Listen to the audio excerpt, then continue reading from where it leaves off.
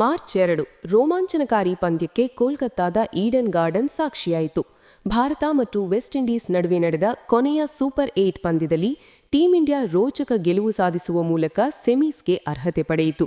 ಅಂತಿಮವಾಗಿ ಈ ಪಂದ್ಯದಲ್ಲಿ ವಿಂಡೀಸ್ ಪಡೆಯನ್ನು ಬಗ್ಗುಬಡಿದ ಭಾರತಕ್ಕೆ ಕ್ರಿಕೆಟ್ ಪ್ರಿಯರಿಂದ ಅಭಿನಂದನೆಗಳ ಮಹಾಪೂರವೇ ಹರಿದು ಬಂದಿದೆ. ಈ ಮಧ್ಯೆ ಪಾಕ್ ಮಾಜಿ ಹಿರಿಯ ಆಟಗಾರ ಇಂಜಮಾಮ್ ಉಲ್ ಹಕ್ ಆಡಿರುವ ಮಾತುಗಳು ಸದ್ಯ ಹಲವರನ್ನು ಕೆರಳಿಸಿದೆ. ಒಂದೆಡೆ ಪಾಕಿಸ್ತಾನ ಟಿ20 ವಿಶ್ವಕಪ್ ಟೂರ್ನಿಯಿಂದ ಹೊರಬಿದ್ದರೆ ವಿಂಡೀಸ್ ವಿರುದ್ಧ ಗೆದ್ದ ಭಾರತ ನೇರವಾಗಿ ಸೆಮಿಫೈನಲ್ಗೆ ಲಗ್ಗೆಯಿಟ್ಟಿದೆ. ಇದನ್ನು ಸಹಿಸಲಾರದ ಪಾಕಿಗಳು ಒಂದಲ್ಲ ಒಂದು ಆರೋಪವನ್ನು ಹೊರಿಸುತ್ತಿದ್ದಾರೆ. ಕೆಲವರು ಈ ಪಂದ್ಯದಲ್ಲಿ ಫಿಕ್ಸಿಂಗ್ ಆಗಿದೆ, ಭಾರತ ಎದುರು ವೆಸ್ಟ್ ಇಂಡೀಸ್ ಗೆಲ್ಲದಂತೆ ಮಾಡಲಾಗಿದೆ ಎಂದೆಲ್ಲ ಆರೋಪಿಸಲಾಗಿದೆ. ಈ ಪೈಕಿ ಇಂಜಮಾಮ್ ಆಡಿರುವ ಮಾತುಗಳು ಭಾರತೀಯ ಕ್ರಿಕೆಟ್ ಪ್ರಿಯರ ಪಿತ್ತವನ್ನು ನೆತ್ತಿಗೇರಿಸಿದೆ. ಫೋನ್ ಮಾಡಿ ಬೆದರಿಕೆ. ಭಾರತ ಮತ್ತು ವೆಸ್ಟ್ ಇಂಡೀಸ್ ಪಂದ್ಯ ಫಿಕ್ಸಿಂಗ್ ಆಗಿದೆ. ಟೀಂ ಇಂಡಿಯಾ 2 ವಿಕೆಟ್ ಕಳೆದುಕೊಂಡ ತಕ್ಷಣ ಐಸಿಸಿ ಅಧ್ಯಕ್ಷ ಜೈ ಶಾ ಮಧ್ಯಪ್ರವೇಶಿಸಿದ್ದಾರೆ. ಅವರು ವೆಸ್ಟ್ ಇಂಡೀಸ್ ಆಟಗಾರರಿಗೆ ಫೋನ್ ಮಾಡಿ ಬೆದರಿಕೆ ಹಾಕಿದ್ದಾರೆ. ವಿಕೆಟ್ಗಳು ಉರುಳುತ್ತಿದ್ದಂತೆ ಖುದ್ದಾಗಿ ಅವರೇ ಮೈದಾನಕ್ಕಿಳಿದು ಅಲ್ಲಿನ ಆಡಳಿತ ಮಂಡಳಿ ಜೊತೆ ಮಾತುಕತೆ ನಡೆಸಿದ್ದಾರೆ. ಹೀಗಾಗಿಯೇ ಭಾರತ ತಂಡವು ಸುಲಭವಾಗಿ ಗೆಲುವು ಸಾಧಿಸಿದೆ ಎಂದು ಇಂಜಮಾಮ್ ಉಲ್ ಹಕ್ ಗಂಭೀರ ಆರೋಪ ಹೊರಿಸಿದ್ದಾರೆ. ಜಿಂಬಾಬ್ವೆ ಆಟಗಾರರಿಗೆ ಹೀಗೆ ಬೆದರಿಕೆ ಹಾಕಿದರು ಮತ್ತು ಅವರನ್ನು ಹಣ ಕೊಟ್ಟು ಖರೀದಿಸಲಾಯಿತು. ಮ್ಯಾಚ್ ಫಿಕ್ಸಿಂಗ್ ಮಾಡಿಕೊಂಡಿದ್ದರಿಂದಲೇ ಟೀಂ ಇಂಡಿಯಾ ಗೆದ್ದಿದೆ.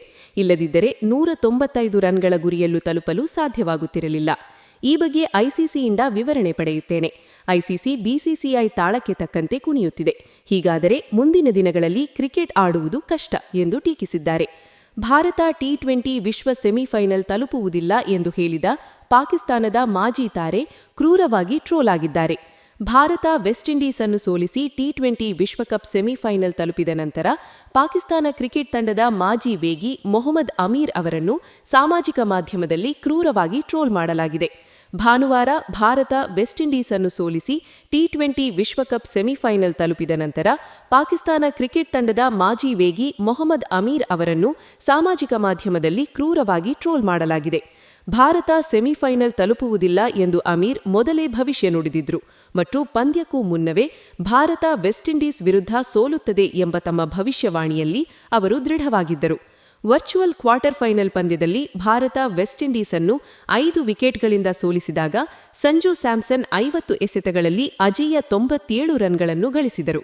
196 ರನ್ಗಳ ಗುರಿಯನ್ನು ಬೆನ್ನಟ್ಟಿದ ಭಾರತವು ಆರಂಭಿಕ ವಿಕೆಟ್ಗಳನ್ನು ಕಳೆದುಕೊಂಡಿತ್ತು. ಆದರೆ ಸ್ಯಾಮ್ಸನ್ ಭಾರತವನ್ನು ಸೆಮಿಫೈನಲ್ಗೆ ಕೊಂಡೊಯ್ಯುವ ನಾಯಕನಾಗಿ ಹೊರಹೊಮ್ಮಿದರು. ಪಂದ್ಯದಲ್ಲಿ ಭಾರತದ ವೀರೋಚಿತ ಪ್ರದರ್ಶನದಿಂದ ಅಮೀರ್ ಅವರ ಭವಿಷ್ಯವಾಣಿ ತಪ್ಪಾಗಿದೆ ಎಂದು ಸಾಮಾಜಿಕ ಮಾಧ್ಯಮ ಬಳಕೆದಾರರು ತ್ವರಿತವಾಗಿ ಗಮನ ಸೆಳೆದರು ಮತ್ತು ಪಾಕಿಸ್ತಾನದ ಮಾಜಿ ವೇಗಿಯವರನ್ನು ಕೆಲವು ಬಳಕೆದಾರರು ಟ್ರೋಲ್ ಮಾಡಿದರು.